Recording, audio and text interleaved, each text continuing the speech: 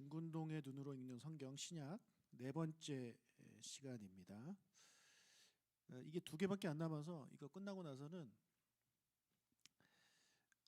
열린다 성경 동물편, 제가 동물편을 안 했는데 동물편을 하도록 하겠습니다. 고린도전서 9장 24절, 고린도전서 9장 24절.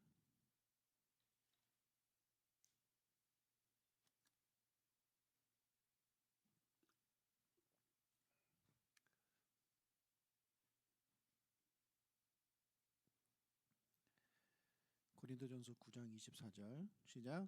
운동장에서 다름질하는 자들이 다 달릴지라도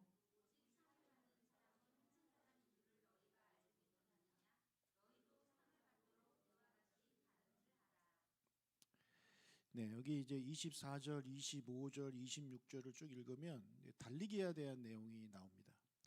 그리고 싸움에 대한 내용이 나오는데 이거는 고대 그리스 로마 제국에서 있었던 그 스포츠 제자를 말합니다.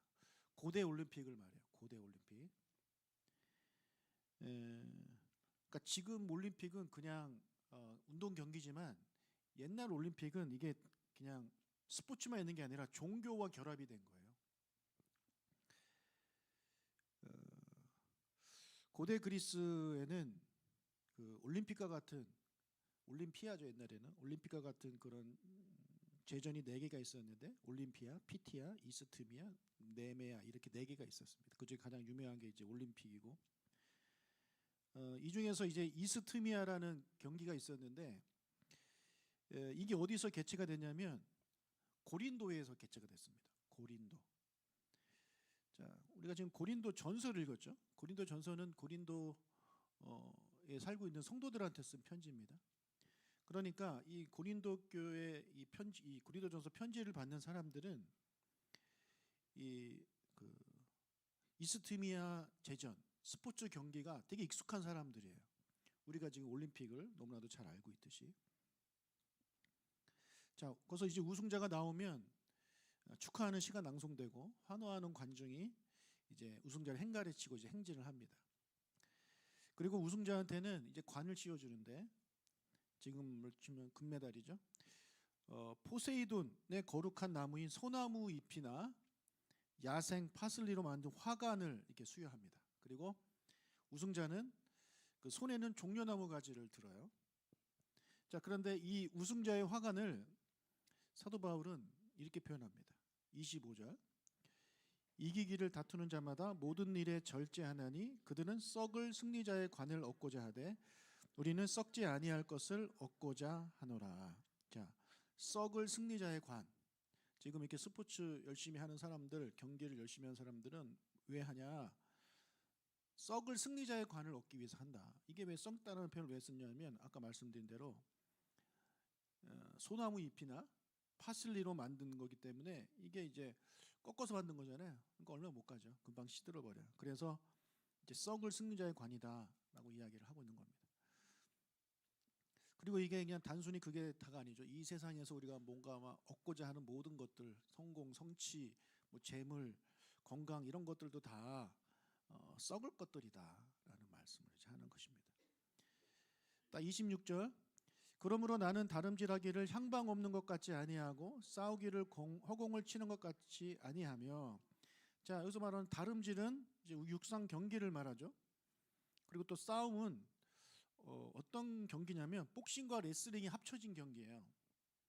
그래서 팡크라티온이라고 하는데 이런 경기를 말합니다. 자, 그래서 그냥 달리지 않고 그냥 싸우지 않는다. 이 선수들을 봐라. 선수들이 달릴 때 어떤 목적지가 있지 않냐.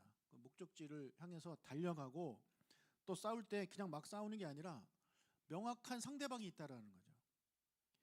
자, 그래서 이것을 이제 설명을 하면서 바울은 우리가 신앙생활을 하고 우리가 그 영적 전쟁을 해야 되는 그 대상에 대해서 우리는 분명히 있다라는 거예요. 우리는 하나님 나라를 향해서 나아간 사람이고 우리의 싸움은 그냥 허공을 치는 보이지 않는 것에 허공을 치는 그런 싸움이 아니라 분명히 영적인 존재와 싸우게 된다라는 것을 이제 말해주고 있는 것입니다. 그래서 고린도 교인들이 잘 이해할 수 있는 이 경계를 통해서 이제 설명을 하고 있는 것입니다. 그리고 또 에베소서 6장에 보면 전신갑주가 나오는데 이 전신갑주는 로마 병사가 입은 옷을 가지고 이제 설명을 하는 거잖아요. 근데 로마 병사 중에서도 일반 보병을 말하는 게 아니에요. 일반 보병들은 보통 이제 두 개의 짧은 투창을 가지고 다니는데 여기 보면 이제 칼이 나오잖아요. 칼. 이 칼을 들고 다니는 군사는 바로 백부장입니다. 그래서 전신갑주에 나오는 그 군인의 모습은 백부장의 모습이다라는 걸 생각하면 되겠습니다. 또 사도 바울이 고린도 전서에서 너희는 하나님의 성전이다라고 이제 말씀을 하고 있잖아요. 3장 16절.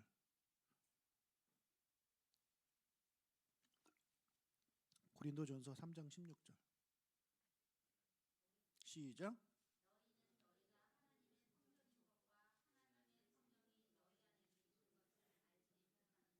자, 여기서 말하는 성전, 이렇게 성전이라고 표현을 했는데 이 성전이 예루살렘 성전을 말하는 것이냐, 그것보다는 고린도에 있었던 수많은 신전들을 염두에 둔 것이라고 이제 생각을 하는 거죠. 왜냐하면 고린도에 사는 사람들은 예루살렘에 있는 성전을 본 적도 없어요. 가본 적도 없고. 그런데 이 고린도에 가면 지금도 엄청난 신전들이 물론 다 폐허가 많이 됐지만 그 신전들이 쫙 있습니다. 그래서 특히 이 고린도가 국제 항구 도시거든요. 소아시아, 수리아, 베니게, 애굽, 이달리아, 서바나 등에서 온 배들이 이렇게 많이 오는 그런 국제 항구예요. 그래서 다양한 인종 그리고 사상, 종교가 공존했는데 특히 이제 황제 숭배하고 그리스 로마의 다양한 신들을 모시기 위한 신들, 만신전들이 거기 되게 많았습니다.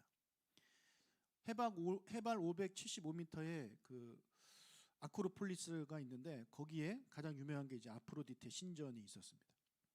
도시 아래쪽에는 아폴론 신전, 그리고 그리스 로마 신전과 애국의 바다 여신 이시스, 치유의 신 아스클레피오스, 이런 온갖 신들이 이 고린도에 가득했다라는 거죠. 여러분 이 지금도 가서 보면 정말 대단합니다. 그러니까 이제 폐허가 돼도 그렇게 멋있는데 폐허가 되지 않았을 때는 얼마나 으리으리했을지 상상도 안 가요. 그런데 여러분 이 신전을 누가 가겠습니까? 그렇게 수많은 신전들, 이 신전들 누가 가겠어요? 노예들이 가겠어요? 뭐 평민들이 가겠어요? 물론 갈 수도 있지만 특히 노예들은 갈 수가 없죠. 왜냐하면 일을 해야죠. 그리고 하루 벌어 하루 먹고 사는 서민들과 같이 보잘것 없고 신분이 낮고 초라한 사람들이 그곳에 갈 시간이 없습니다. 거긴 주로 누가 가냐면 귀족들이 가는 거예요. 귀족들이, 시간 많은 사람들이 거기 가서 이제 자기의 신들께 제사를 드리는 거죠. 그러니까 노예들과 일반 백성들이 보기에 저 높은 아크로폴리스에 있는 그런 신들은 그 신전들은 정말 신들의 세계예요. 신들의 세계. 그러니까 거기는 아무나 못 가. 나 같은 사람은 갈 수 없는 곳이야. 나는 여기서 평생 일이나 하고 살아야 돼. 그런 생각을 가지고 살았다는 거죠. 대부분 사람들이. 그런 고린도 성도들한테, 공동체한테 사도 바울이 말하는 거예요. 너희들이 바로 하나님의 성전이다. 지금 현실은 그런 신전에 갈 수도 없는 그런 신세인데 그런 우리들을 보고 바울이 뭐라고 그래요? 너희들이 하나님의 성전이다. 그런 이야기를 하는 거죠. 여러분 이것이 이 하층민이었던 고린도 성도들한테 어떤 느낌으로 다가왔겠습니까? 정말 자기는 초라하잖아요. 근데 신전은 얼마나 화려해요. 정말 화려하고 아무나 갈 수 없는 곳이고 정말 신들이 거하는 곳이라고 그들은 생각하고 있었는데 바울은 너희가 지금 겉모습은 이렇게 초라하고 이렇게 형편없어 보여도 너희들이 바로 하나님의 성전이다. 저게 너희들이 저런 모습이다. 하나님이 너희들을 저렇게 본다라는 것을 이야기를 하고 있는 것입니다. 그래서 이 고린도전서 3장 13절에 나오는 이 성전이라는 표현은 물론 하나님의 성전이죠. 그런데 이제 그들이 떠올리는 성전은 예루살렘 성전이 아니라 고린도에 있었던 그런 많은 신전들을 말한다라는 것입니다.